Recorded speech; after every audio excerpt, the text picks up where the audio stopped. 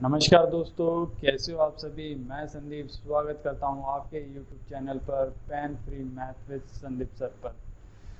बच्चों, इस चैनल पर डेली 2 या 3 वीडियो आप लोगों की जॉब या जॉब से रिलेटेड इंफॉर्मेशन के रिगार्डिंग अपलोड की जाती है, जो कहीं ना कहीं आप लोगों के लिए हेल्पफुल ज़रूर होती है। प्लस मैथ्स की वीडियो आप लोगों को इस प्लेटफॉर्म पर डेली प्रोवाइड की जाती है, जो आने वाले आपके सभी कॉम्पिटिटिव एग्ज़ाम में आप लोगों के लिए बहुत ही ज़्यादा कारगर साबित होंगी। और आप लोगों को सभी को पता है, जो स्टूडेंट मुझसे पहले जुड़े हुए हैं, कि जो मेरा पढ़ाने का जो तरीका है वो थोड़ा डिफरेंट है। मैं पहले आप लोगों को ये सिखाता हूँ कि क्वेश्चनों को बेसिक से हम कैसे करेंगे, फिर सेम उसी क्वेश्चन को हमें एग्ज़ाम में किस तरीके से सॉल्व करना है, फिर लास्ट में मैं आप लोगों को बताता हूँ कि इस क्वेश्चन को आप लोग बिना पेन कॉपी के कैसे सॉल्व कर सकते थे, यानी थॉट प्रोसेस से उस क्वेश्चन को आप लोग कैसे अटैम्प्ट कर सकते थे। क्योंकि आपको भी पता है बच्चों, जो प्री की कट ऑफ है 148 जा रही है, कितनी हाई है। तो अगर हम क्वेश्चनों को सोल्व करते रहेंगे ना, तो उससे हमारा फ़ायदा नहीं होने वाला, टाइम ज़्यादा ख़राब होगा और कंपटीशन भी इतना हाई है कि क्वेश्चनों को कब तक सोल्व करते बैठोगे। तो हमें एक नए तरीके से मैथ को पढ़ना है, जो मैं आप लोगों को सिखाने की कोशिश कर रहा हूँ।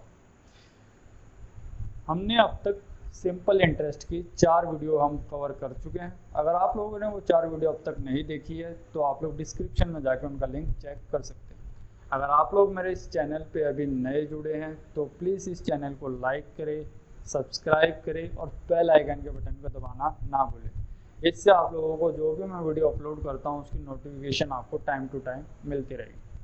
तो देखिए, बहुत होगी बातें, बहुत होगी बकवास, अब आते हैं सीधे क्वेश्चन पे।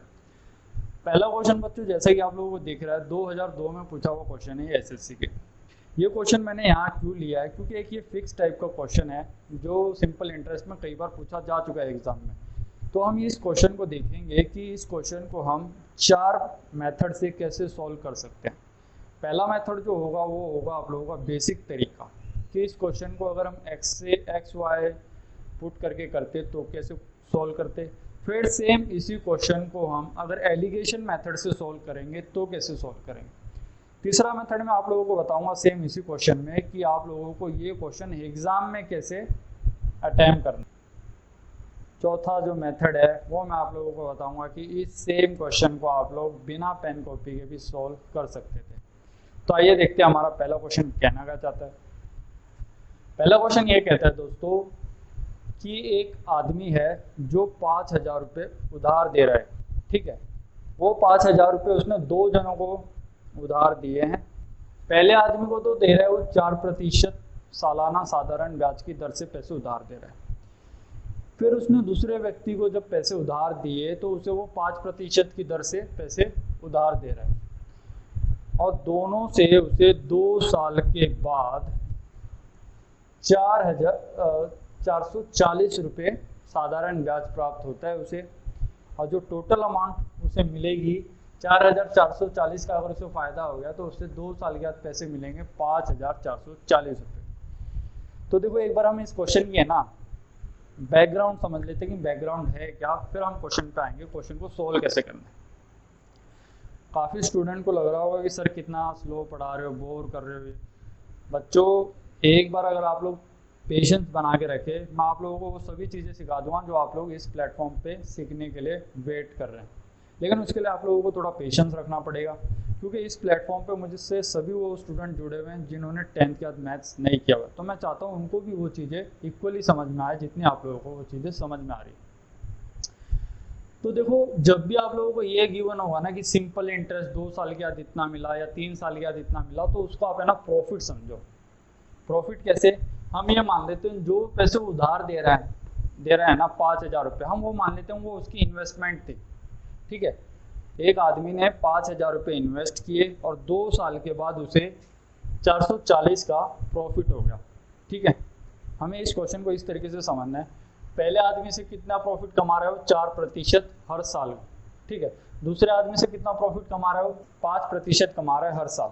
ये 4% और 5% का प्रॉफिट का मतलब क्या है, यानी अगर उसने 100 रुपये दिए होंगे तो वो 1 साल के बाद उस आदमी से 104 रुपये लेगा। दूसरे आदमी को अगर उसने 100 रुपये दिए थे तो वो उससे 105 रुपये लेगा। लेकिन इसने जो पैसे दिए हैं वो 2 साल के लिए दिए हैं, यानी पहले वाले आदमी से कितने रुपए ज़्यादा लेगा वो, अगर 100 दिए थे तो 108 लेगा, दूसरे आदमी को भी अगर उसने 100 रुपये दिए हैं तो 10 रुपये उससे ज़्यादा लेगा। तो एक बार हम देख लेते हैं इस क्वेश्चन को हम बेसिक तरीके से कैसे सॉल्व करेंगे। बेसिक मेथड, पैसे थे कितने उसके पास 5000, जिसने उसे दो भागों में बांटा, ए और बी में। अब मुझे ना ही ये पता है कि ए को कितने रुपए दिए और बी को कितने दिए, तो मैं ये मान लेता हूँ लेट कि ए को उसने x रुपए दिए। अगर ए को x रुपए दे दिए तो ये x रुपए जब मैं 5000 में से घटाऊंगा तो बी के पास कितने रुपए हो जाएंगे, बी को मिलेंगे 5000 माइनस x। ये बात क्लियर है। और मुझे ये भी पता है इससे जो साधारण ब्याज मिलेगा और इससे जो साधारण ब्याज मिलेगा, दोनों का साधारण ब्याज अगर मैं जोड़ देता हूं तो टोटल साधारण ब्याज जो मुझे मिलना चाहिए वो कितना मिलना चाहिए, 440 रुपये मिलना चाहिए। तो देखिए क्वेश्चन को हम बेसिक मेथड से कैसे सॉल्व करेंगे। मुझे पता है टोटल ब्याज मिला कितना भाई, 440 रुपये, उसे साधारण ब्याज मिला। ए को कितने रुपए दिए, उसने x रुपये दिए। किस दर से पैसे दे रहा है वो, 4% की दर से। कितने सालों के लिए उसने पैसे दिए, 2 सालों के लिए, अपॉन में 100। पीआरटी के फॉर्मूले से हम सॉल्व कर रहे हैं। ये मैंने मान लिया ये उसने ए से उसे इतना साधारण ब्याज मिलेगा, बी से उसे कितना साधारण ब्याज मिलेगा, बी को उसने पैसे दिए हैं 5000 माइनस एक्स इंटू में 5% की दर से पैसे दे रहा है, गुणा में 2 डिवाइड बाय 100। यहाँ से इक्वेशन को कैसे सॉल्व करूँगा, 4 गुणा में 2 8, 8 गुणा में x, 8x अपॉन 100, ये हो जाएगा आप लोगों का 440 प्लस 10 की गुणा अगर मैं 5000 के साथ करता हूँ तो ये कितना मिल जाएगा मुझे, 50000 मिल जाएगा। 100 को इससे डिवाइड करता हूँ मैं, प्लस नहीं आएगा, माइनस आएगा। 10 की गुणा अगर मैं x के साथ करूँगा तो minus 10x divide by 100। 2 zero से 2 जीरो कैंसिल आउट हो गई। ये प्लस 500 का अगर इधर आएगा तो क्या आ जाएगा, 440 माइनस 500, यहाँ क्या आ जाएगा 8x minus 10x divide by 100। अगर मैं यहाँ से सॉल्व करता हूँ तो मुझे दिखा -60 बराबर है 2x के और अपॉन में 100। माइनस से माइनस कैंसिल आउट हो गया, ये 2 इससे कितने में जाएगा, 30 पे। तो यहाँ से x की जो वैल्यू आ गई वो कितनी आ गई, 3000 रुपये आ गए। तो मुझे ये पता लग गया कि उसने a को कितने रुपए दिए थे, a को दिए थे जो उसने 3000 रुपये। तो b को कितने मिले होंगे, 5000 टोटल थे, 3000 a को दे दिए, तो b को कितने दिए होंगे उसने, 2000 रुपये। लेकिन आंसर हमें रेशियो की फॉर्म में पूछा हुआ है, तो मुझे पता है a को मिले हैं 3000 रुपये, b को मिले हैं 2000 रुपये। तो 3 जीरो से 3 जीरो कट गई, तो आंसर आ गया 3:2। तो ये तो हो गया बच्चों आप लोगों का बेसिक तरीका, जो आप लोगों को पता होना जरूरी है। लेकिन ये बेसिक तरीका आप लोगों के एग्जाम में सॉल्व करने के लिए नहीं है, ये बात आप लोगों को विशेष करके ध्यान रखनी है। जो ये मैंने आप लोगों को बेसिक तरीका बताया है, ये सिर्फ मैंने आपको समझाने के लिए बताया, लेकिन एग्जाम में आप लोगों को इस तरीके से इस क्वेश्चन को अटैम्प्ट नहीं करना। एग्जाम में हम इस क्वेश्चन को अगर एलिगेशन से सॉल्व करते, क्योंकि इस क्वेश्चन को हम एलिगेशन से भी सॉल्व कर सकते हैं, तो एलिगेशन से अगर इस क्वेश्चन को अगर मैं सॉल्व करूंगा तो कैसे सॉल्व करूंगा, देखिए एलिगेशन से सॉल्व करते हैं।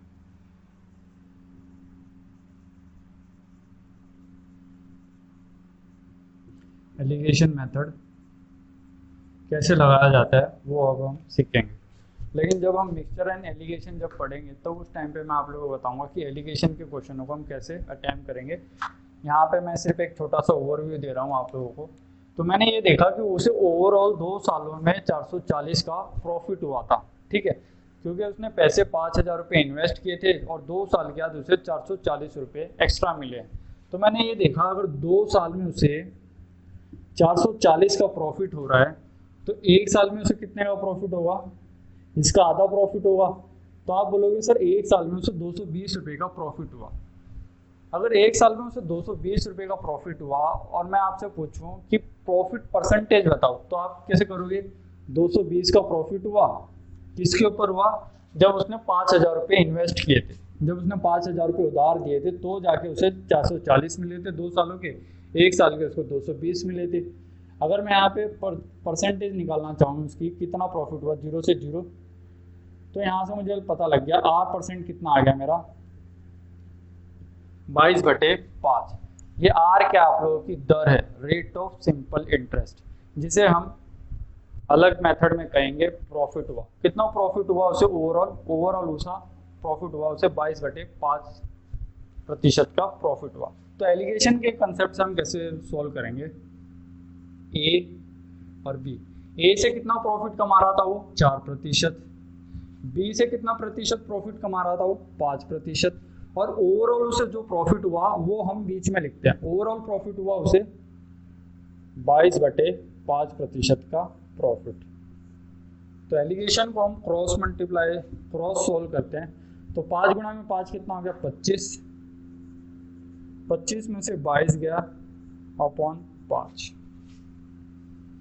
फिर यहाँ पे सोल्व करेंगे, 5 गुणा में 4 20, 20 जो है वो 22 से छोटा है तो हम करेंगे 22 में से 20 घटाएंगे डिवाइड बाय 5, 5 से 5 कैंसिल आउट, 25 में से 22 गया तो कितना बच गया 3 और ये 2। 5 यूनिट की वैल्यू 5000 है तो 3 यूनिट की वैल्यू 3000 हो जाएगी और 2 यूनिट की वैल्यू 2000 हो जाएगी। तो एलिगेशन से इस क्वेश्चन को आप लोगों को इस तरीके से सॉल्व करना था। लेकिन कई बार क्या होता है बच्चों, जब हम एग्जाम में होते हैं तो इस टाइप के क्वेश्चन हमें एलिगेशन से भी थोड़ा मुश्किल हो जाता है। क्यों हो जाता है, क्योंकि ये जो परसेंटेज मिलती है ना आपको कई बार ये ऐसी खतरनाक मिलती है कि यहाँ पे आप लोग ये तो आप लोगों को आसानी से सॉल्व हो गया, लेकिन कई बार आप लोगों को ये परसेंटेज जो है फ्रैक्शन की फॉर्म में इतनी खतरनाक मिलेगी कि जब आप इसे सॉल्व करने बैठोगे ना तो आपका टाइम बहुत ज़्यादा खराब हो जाएगा। अगर टाइम ही इतना खराब हो गया तो फिर फायदा क्या हुआ, अटेम्प्ट कर देंगे उस क्वेश्चन को। इससे बढ़िया तो हम क्वेश्चन को लीव कर देते, छोड़ देते। तो हमें एक तरीका और पता होना चाहिए, अगर हमारा एलिगेशन से हम इस क्वेश्चन को अटेम्प्ट नहीं कर रहे हैं तो एक तरीका और है इसको जिससे हम थोड़ा फास्ट और सॉल्व कर सकते हैं। कैसे सॉल्व कर सकते हैं वो देखते हैं। इसमें मुझे इसकी जरूरत पड़ेगी। मैंने ये देखा 2 साल में 440 का प्रॉफिट, तो 1 साल में उसे 220 का प्रॉफिट हुआ और ये 220 का प्रॉफिट उसे ए और बी से दोनों से हुआ। तो यहाँ पे इस क्वेश्चन को कैसे करना है, 5000 रुपये थे उसके पास जिसे उसने ए और बी में इन्वेस्ट किए थे। ए से प्रॉफिट कमा रहा था वो 4% का और बी से प्रॉफिट कमा रहा था वो 5% का, और ओवरऑल जो उसे प्रॉफिट हुआ है वो हुआ है 220 रुपये प्रॉफिट। अगर मैं ये देखूं ए से वो 4% प्रॉफिट कमा रहा है, बी से 5, यानी बी से देखा जाए तो 1% प्रॉफिट वो ज़्यादा कमा रहा है। ये बात समझ में आई, क्योंकि ए से कितना कमा रहा है प्रॉफिट 4, बी से कितना कमा रहा है 5, तो बी से वो 1% प्रॉफिट ज़्यादा कमा रहा है। तो अगर मैं इस 1% प्रॉफिट को मैं ऐसे लिख सकता हूँ 4% प्लस में 1%, ठीक है। अगर वो दोनों को 4% पे पैसे उधार देता तो यहाँ पे क्या होता है, मेन कंसेप्ट यही छुपा हुआ है, ये आप लोगों को ध्यान से समझना है।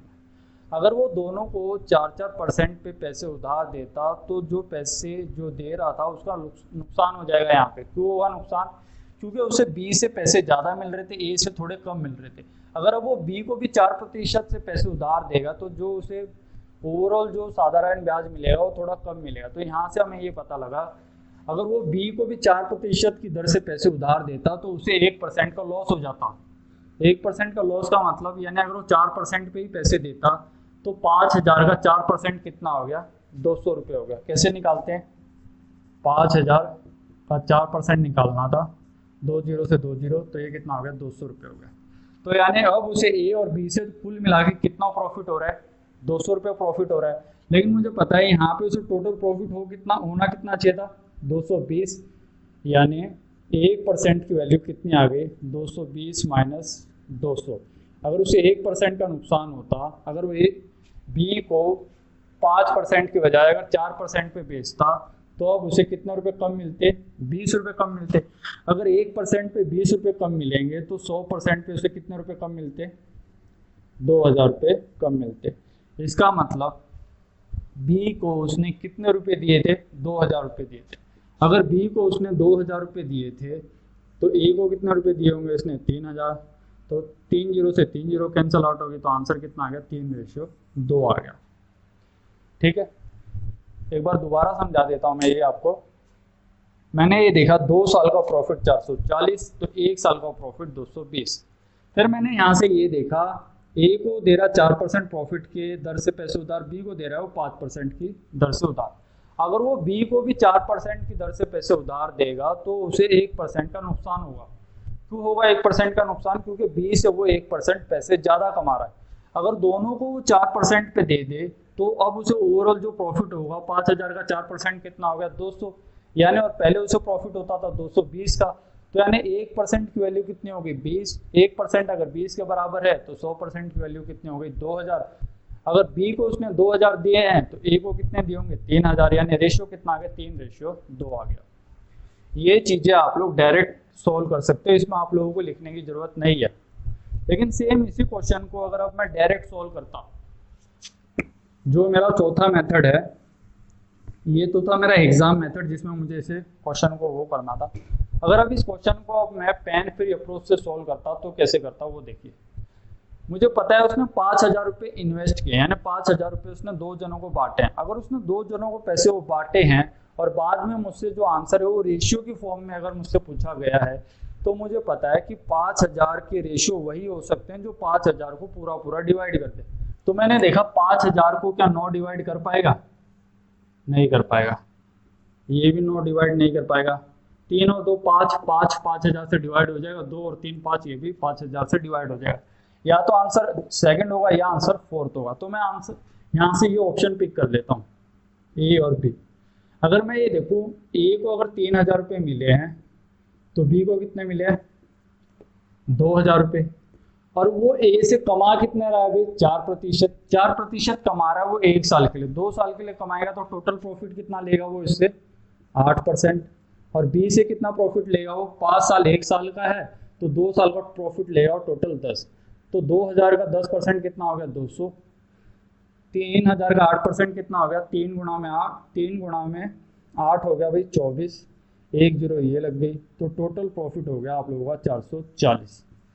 तो इस तरीके से आप लोगों को एक क्वेश्चन एग्जाम में अटेम्प्ट करना है, और इस टाइप के क्वेश्चनों में आप लोगों को ये चीजें लिखने की जरूरत नहीं है।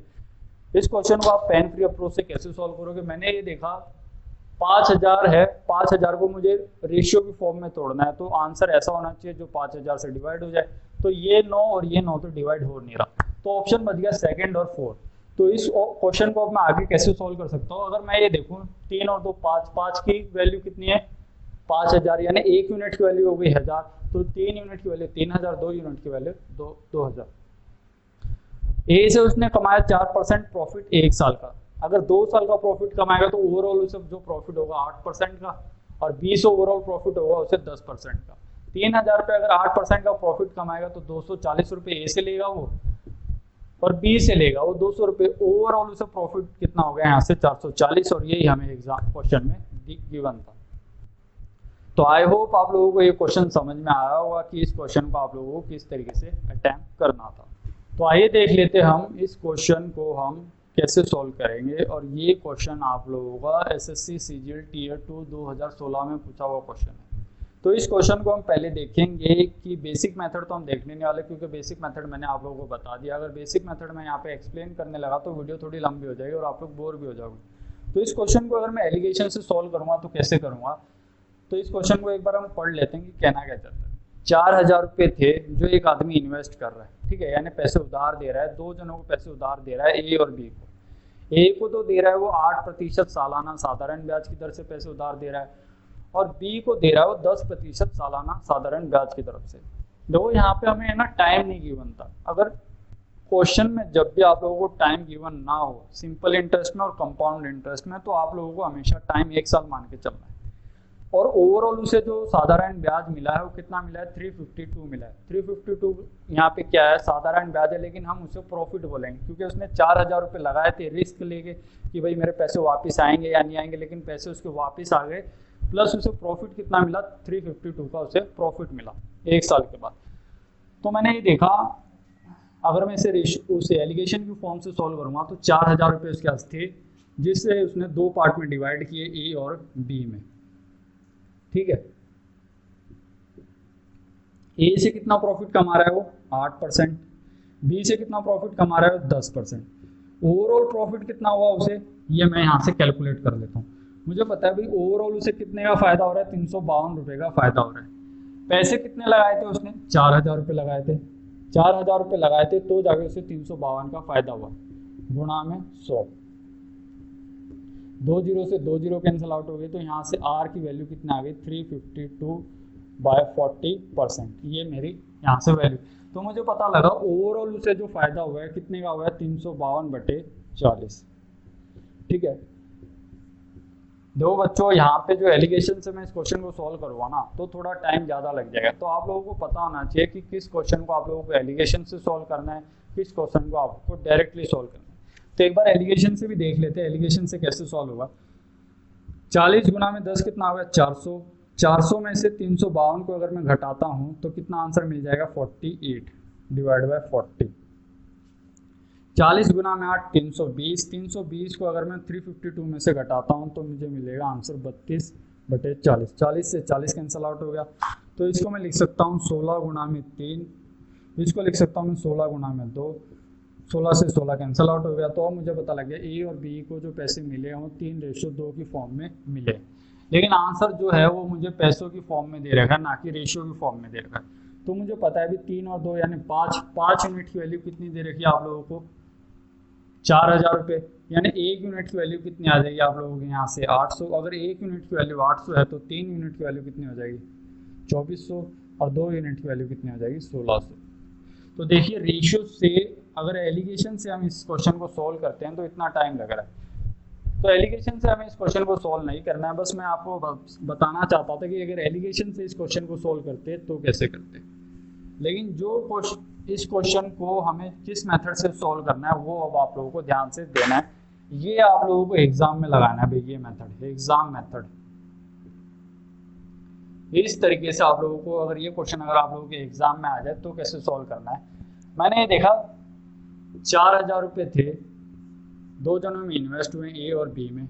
ए से कमा रहा है वो कितने, 8% प्रॉफिट, बी से कमा रहा है 10% प्रॉफिट, और ओवरऑल उसे ए और बी से दोनों से मिला के कितने पैसे मिले, 352 रुपये मिले। अगर मैं ये देखूं ए से 8% का प्रॉफिट हो रहा है, बी से 10% का प्रॉफिट हो रहा है। अगर बी को भी वो 8% की दर से पैसे उधार देता तो अब उसका 2% का नुकसान हो जाता। क्यों होता, क्योंकि बी से वो 2% पैसे ज़्यादा कमा रहा है। तो मैं ये देख लेता हूँ भाई बी को भी अगर वो 8% की दर से पैसे देता तो 8% प्लस 2% मेरा ये बच गया, और अब उसे जो पैसे मिलेंगे वो कितने मिलेंगे, 352 रुपये मिलेंगे। क्योंकि 8% जो प्रॉफिट कमा रहा है वो ए और बी से दोनों से कमा रहा है, और अकेला 2% प्रॉफिट वो किससे कमा रहा है, बी से कमा रहा है। तो मैंने ये देखा 8% अगर मैं निकालूँ 8%, यानी 4000 का अगर 8% अगर मैं कैलकुलेट करूँ तो कितना आ जाएगा, ये 8 गुणा में 4, 32, 1 जीरो ये आ गई तो एक्स्ट्रा, तो 2% की वैल्यू हो जाएगी आपकी 352 माइनस 320। यहाँ से 2% की वैल्यू आ गई आप लोगों की 32, यानी 2% की वैल्यू 32 है, यानी अब उसे 32 रुपये का नुकसान होता अगर वो बी को भी अगर 8% की दर से पैसे उधार देता। तो 1% में देखो तो कितने का नुकसान हो रहा है उसे, 16 रुपये का। तो 100% में उसे कितने का नुकसान हो जाता, 1600 रुपये का। तो यानी उसने बी को कितने रुपए दिए थे, बी को उसने दिए थे 1600 रुपये। तो ए को कितने दिए थे, 4000 में से 1600 गए तो ए को दिए थे उसने 2400 रुपये, और यही मेरा क्या है, आंसर है। ठीक है, आई होप आप लोग इस क्वेश्चन को समझ पाए होंगे जो मैं आप लोगों को समझाना चाहता था। लेकिन सेम इसी क्वेश्चन को आप लोग एग्जाम में कैसे सॉल्व करोगे वो देखना है हमें, बिना पेन कॉपी के कैसे सॉल्व किया जा सकता है इस क्वेश्चन को वो देखना है हमें। ठीक है, इस क्वेश्चन को देखो भी बिना पेन कॉपी के कैसे सॉल्व करना है। मुझे निकालना है कि उसने ए को कितने पैसे दिए थे। ठीक है, तो मैंने ये देखा अगर ए को 2900 रुपये मिले हैं तो बी को कितने रुपए मिले होंगे, 1100 रुपये मिले होंगे। ठीक है, और यहाँ से एक बात ध्यान रखनी है आपको, अगर ए को 8% की दर से पैसे उधार दे रहा है ना, तो ए से जो साधारण ब्याज उसे मिलेगा वो ऐसा मिलेगा जो 8 से डिवाइड होगा, और बी को अगर वो 10% सालाना साधारण ब्याज की दर से पैसे दे रहा है तो बी से जो साधारण ब्याज उसे मिलेगा वो ऐसा मिलेगा जो 10 से डिवाइड होगा। तो एक बात समझ में आई, यानी 8% प्लस 10% जो साधारण ब्याज मिलेगा उसकी वैल्यू होगी आपकी 352। अब मुझे यहाँ से क्या पता लगा, अगर मैं 10% से किसी को पैसे अगर उधार दे रहा हूँ ना, तो उसकी यूनिट डिजिट जो होगी ना, लास्ट डिजिट, वो हमेशा 0 ही मिलेगी मुझे। ये बात समझ में आई या नहीं आई भाई? हाँ या ना? ठीक है। तो अब मुझे निकालना है कि भाई अगर 8% से पैसे उधार दूंगा तो इन 8 लास्ट डिजिट को सोल्व करके देखता हूँ और आखिरी में 2 किसके आ सकता है वो मुझे देखना है। तो मैंने ये देखा, अगर 2900 रुपये अगर उसने ए को दिए तो इस 9 की गुणा अगर मैं 8 के साथ करूंगा तो कितना हो गया भाई? 72 हो गया। यानी आखिरी में डिजिट कितनी मिली? 2। 2 + 0 यानी आखिरी में मिल रहा है आपको आंसर 2। तो ये आपका आंसर हो सकता है। इसको मैं एक बार देख लेता हूँ। 8 गुणा में 2 कितना हो गया? 16। तो आखिरी में यहाँ पे यूनिट डिजिट क्या मिल रही है आपको? 6। तो ये आपका आंसर नहीं हो सकता। 4 गुणा में 8 कितना हो गया? 32। आखिरी में मिल रहा है आपको 2, क्योंकि 2 जमा में 0 कितना, आखिरी में आपको यूनिट डिजिट चाहिए 2। तो ये भी आपका आंसर हो सकता है। 8 गुणा में 1, तो आखिरी में जो डिजिट मिलेगी वो कितनी मिलेगी आपको? 8। तो ये भी आपका आंसर नहीं हो सकता। या तो आंसर होगा आपका ए, या तो आंसर होगा आपका 3। ये बात आपको कैसे पता लगे? क्योंकि 8%, 10% और 320, 352 से टोटल प्रॉफिट होना चाहिए था।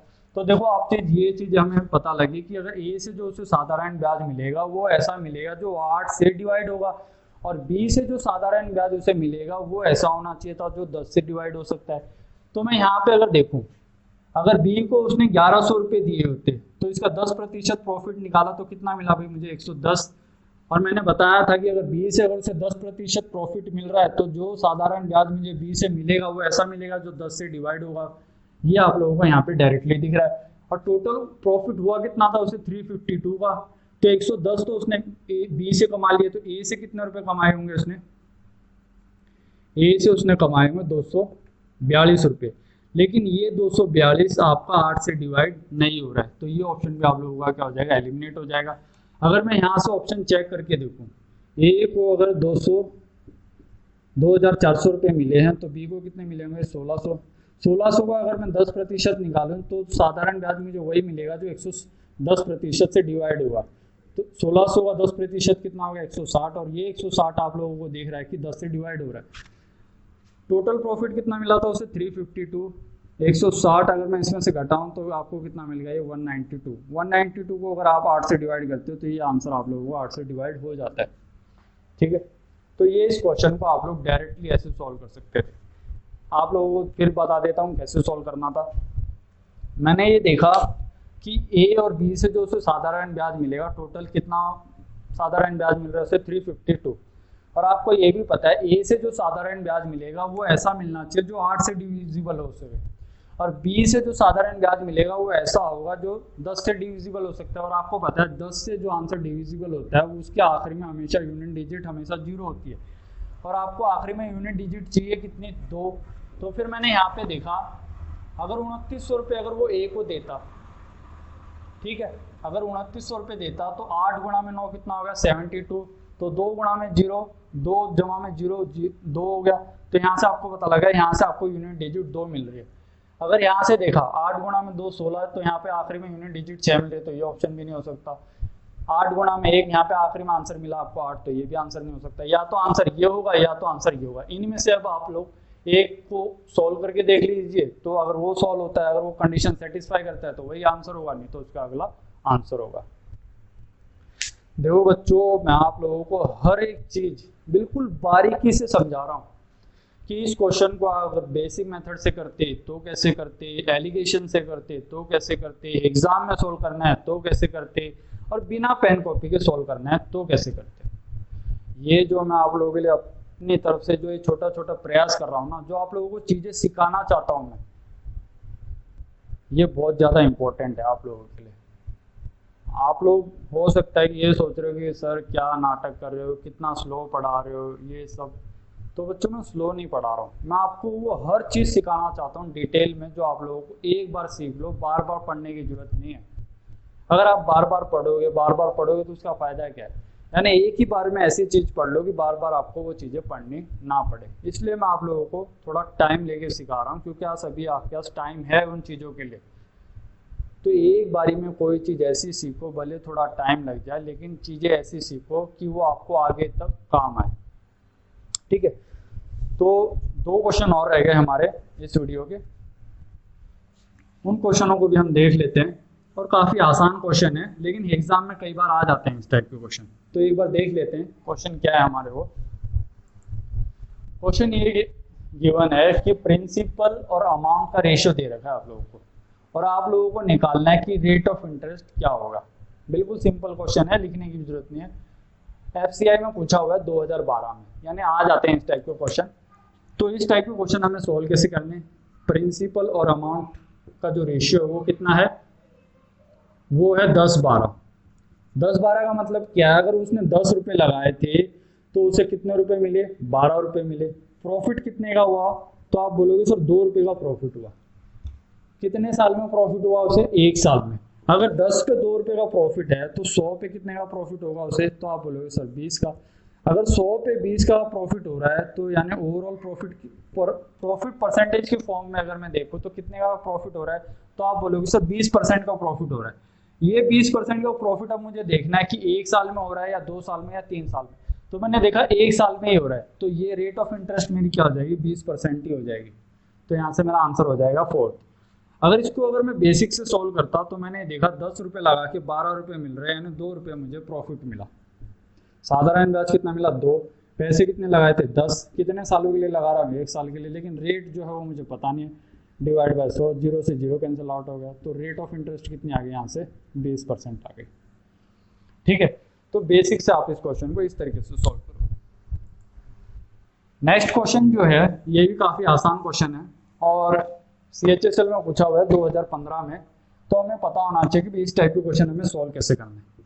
प्रिंसिपल और सिंपल इंटरेस्ट का आपके पास रेशियो दे रखा है आपको। अगर प्रिंसिपल 10 है, यानी 10 रुपये आपने लगाए थे और फायदा कितने का हुआ, 3 रुपये का। अगर 100 रुपये लगाते तो फायदा कितने का होता, 30 का। यानी ओवरऑल प्रॉफिट कितने का होता, अगर प्रॉफिट परसेंटेज की फॉर्म में देखूँ तो 30% का मुझे प्रॉफिट होता। अब मुझे ये देखना है ये जो 30% का प्रॉफिट है ये 1 साल में हो रहा है या 2 साल में या 3 साल में। तो मैंने देखा ये जो प्रॉफिट हो रहा है ये मुझे 5 सालों में हो रहा है, यानी 5 साल में मुझे 30% का प्रॉफिट हो रहा है। तो ये जो प्रॉफिट है ये मुझे 1 साल में कन्वर्ट करना है। 1 साल में कैसे कन्वर्ट करूंगा, अगर 5 साल में 30% का प्रॉफिट हो रहा है तो 1 साल में कितने का प्रॉफिट होगा, तो 1 साल में होगा मुझे 6% का प्रॉफिट। तो 6% का प्रॉफिट होगा तो आंसर क्या आ जाएगा मेरा, यहाँ से 6 आ जाएगा। अगर इसी क्वेश्चन को अगर मैं बेसिक से सॉल्व करता तो कैसे करता, 3 रुपये मुझे फायदा मिल रहा है, पैसे लगाए थे मैंने 10, टाइम कितना था मेरे पास अब क्या 5 साल, लेकिन जो रेट ऑफ इंटरेस्ट है वो मुझे पता नहीं है। डिवाइड बाय 100, 10 गुणा मेरे पास 50, 2। तो यहाँ से रेट ऑफ इंटरेस्ट कितनी आ गई आपकी, 6 आ गई। तो आज के वीडियो में इतना ही था दोस्तों। अगर आपको ये मेरी वीडियो अच्छी लगी हो तो प्लीज़ वीडियो को ज़्यादा से ज़्यादा लाइक करें, शेयर करें और कमेंट करके ज़रूर बताएं कि इस वीडियो में आपको क्या अच्छा लगा और क्या अच्छा नहीं लगा। अभी हमारी फैमिली थोड़ी छोटी है, मैं मानता हूँ, लेकिन अगर आप लोगों का प्यार इसी तरीके से बरकरार रहा तो एक दिन हमारी ये फैमिली मिलियंस ऑफ फैमिली में कन्वर्ट होने में ज़्यादा टाइम नहीं लगेगा। अगर आप लोगों को ये मेरा जो प्रयास जो मैं आप लोगों के लिए कर रहा हूँ, अगर ये दिल से अगर आप लोगों को अच्छा लग रहा है तो प्लीज़ मैं आप लोगों से रिक्वेस्ट करता हूँ कि इस चैनल को इतना शेयर कर दो, इतना लाइक कर दो कि इस पे नंबर ऑफ सब्सक्राइबर जो है वो दिन भर दिन इस तरीके से ग्राफ के फॉर्म में बढ़ते रहे। धन्यवाद। आज के वीडियो में इतना ही था।